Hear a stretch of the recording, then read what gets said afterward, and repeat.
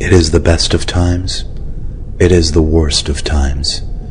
In the year 2015, people have access to a breadth and depth of information unimaginable in an earlier age. Everyone contributes in some way, participating to create a living, breathing mediascape. However, the press as you know it has ceased to exist. The Fourth Estate's fortunes have waned.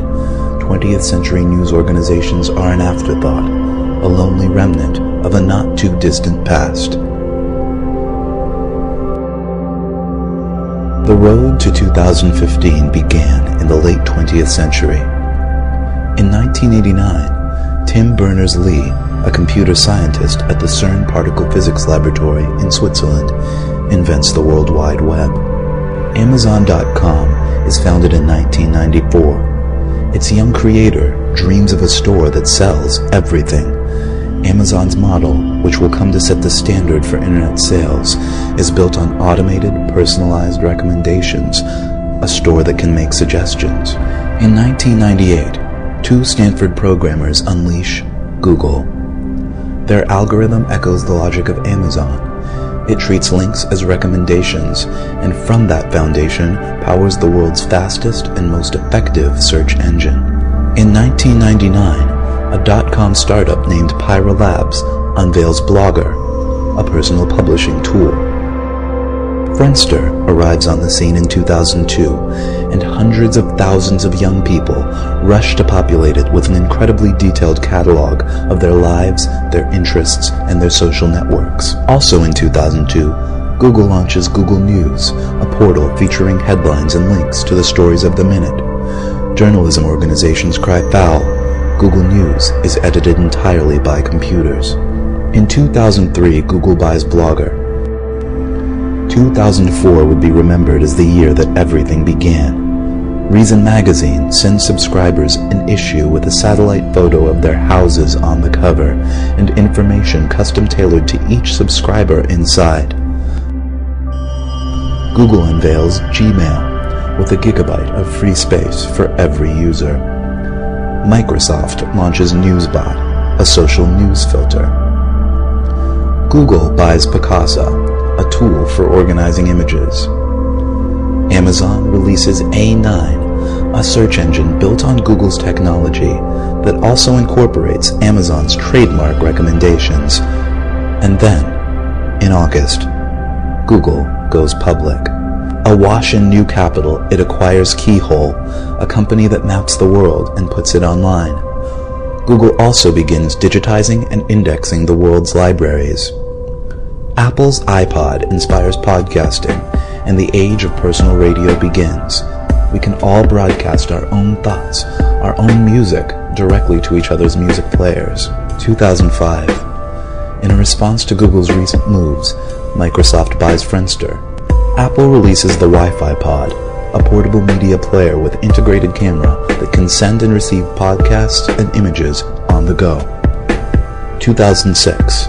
Google combines all of its services into the Google Grid, a universal platform that provides a functionally limitless amount of disk space and bandwidth to store and share media of all kinds. Each user selects her own level of privacy. She can store her content securely on the Google Grid, or publish it for all to see. It has never been easier for people to make their lives part of the media landscape. 2007. Microsoft responds to Google's mounting challenge with Newsbotster, a social news network and participatory journalism platform. Newsbotster ranks and sorts news based on what each user's friends and colleagues are reading and viewing, and it allows everyone to comment on what they see.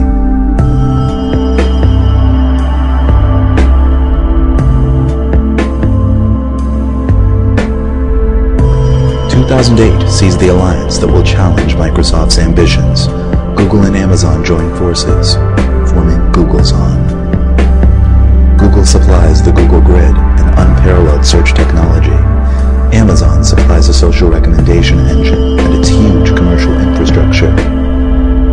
Together, they use their detailed knowledge of every user's social network, demographics, buying habits, and reading interests to provide total customization of content and advertising.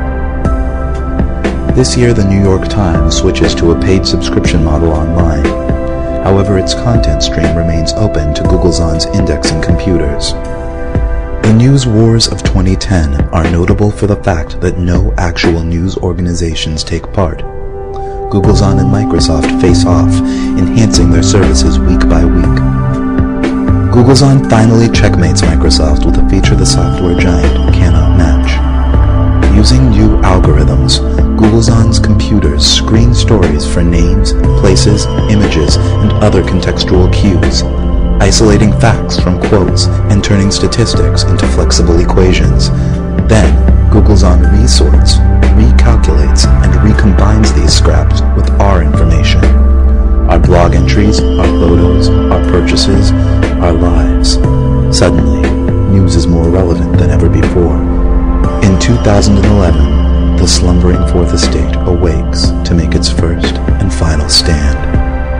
The New York Times Company sues Googlezon, claiming that the company's fact-stripping robots are a violation of copyright law.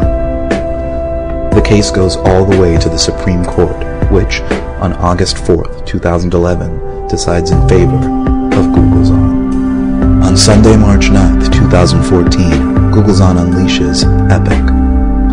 The evolving, personalized information construct is the system by which our sprawling, chaotic mediascape is filtered, ordered, and delivered. Everyone contributes, and many people get paid, a tiny cut of Googlezon's immense advertising revenue, proportional to the popularity of their contributions. Epic produces a custom content package for each user, using his choices, his consumption habits, his interests, his demographic, his social network to shape the product. At its best, tailored to its savviest readers, Epic is a summary of the world deeper, broader, and more nuanced than anything ever available before. But at its worst, and for too many, Epic is merely a collection of trivia, much of it untrue, all of it narrow, shallow, and sensational. In 2014, the New York Times goes offline. In feeble protest to Googlezon's hegemony, the Times becomes a print-only newsletter for the elite and the elderly. 2015. Pinky Nankani, a refugee from the defunct New York Times digital edition, finds a new journalistic calling. She begins to collect and filter GPS-tagged neighborhood broadcasts. Soon, Pinky's feed is a local lodestone, and more of her neighbors tag their broadcasts with GPS data as they realize they too can be a part of it. Hey, it's me. If you're listening, I think a bunch of us are going to go meet up at Progress Park. We're thinking about doing like a little barbecue. I was thinking if you go to the park, do not bother with 9th Street. There's this big accident at Garfield, and it's all backed up. It's totally a mess. So, Have you guys gone out today? If you haven't gone out today, please go out today. It's an incredible day. Take a look at this.